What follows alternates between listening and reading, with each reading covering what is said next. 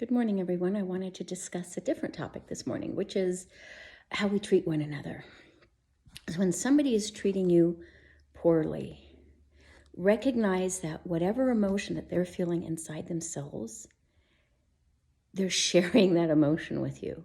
So if they're feeling joy, they're going to share words and expressions that offer you that same experience. And if they're frustrated, they're going to invite you into that experience. Now, what evidence do I have that this is true?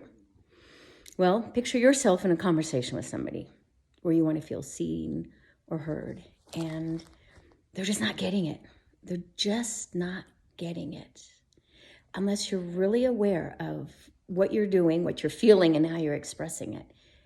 Think about how you communicate with those individuals. You get frustrated. You may get angry. You may repeat yourself repeatedly, like, can't you hear me? And your entire energy will change in your communication with them. So their experience of you is not pleasant for the most part, right? And most people get defensive when they hear that.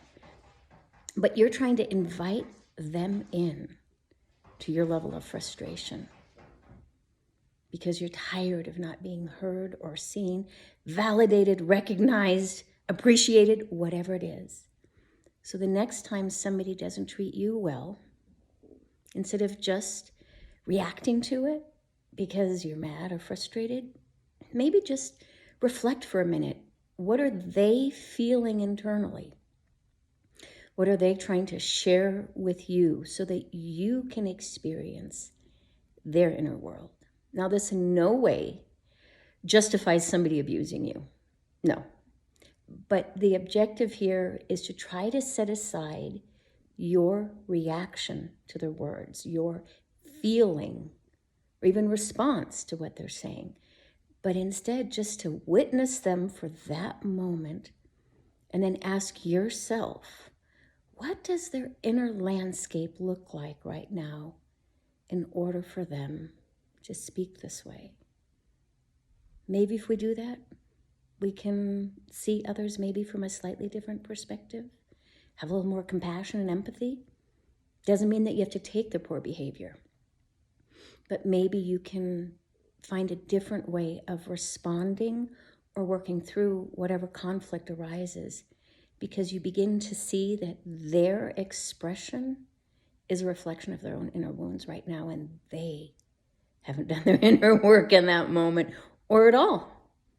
And maybe you can come forward in a more securely attached way, which means not trying to be heard or seen, but just acknowledging that this other person right now is really hurting, not to feel needy on your end, and just to show up the way I would describe it as like a compassionate, loving mother would be to her child when her child is misbehaving.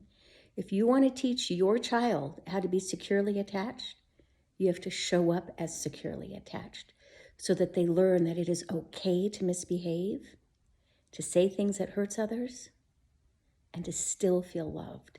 That's unconditional love, instead of being told that there's something wrong with you. So maybe we can show up for others in the world just a little bit differently so that they will feel more secure when they're with us.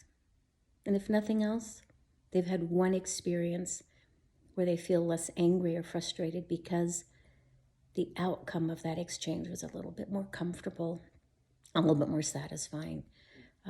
Maybe you can even validate and ask them, gosh, what's going on in your inner world right now that you would talk to me that way? Like, I'm interested, share.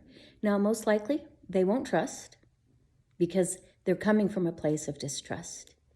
But if you repeatedly do that, maybe they will ultimately share and find some peace within their own miserable experience that they call their life, which is based on their own childhood and adult traumatizing experiences.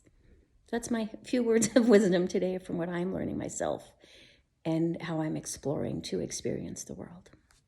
And so it is. Have a wonderful day.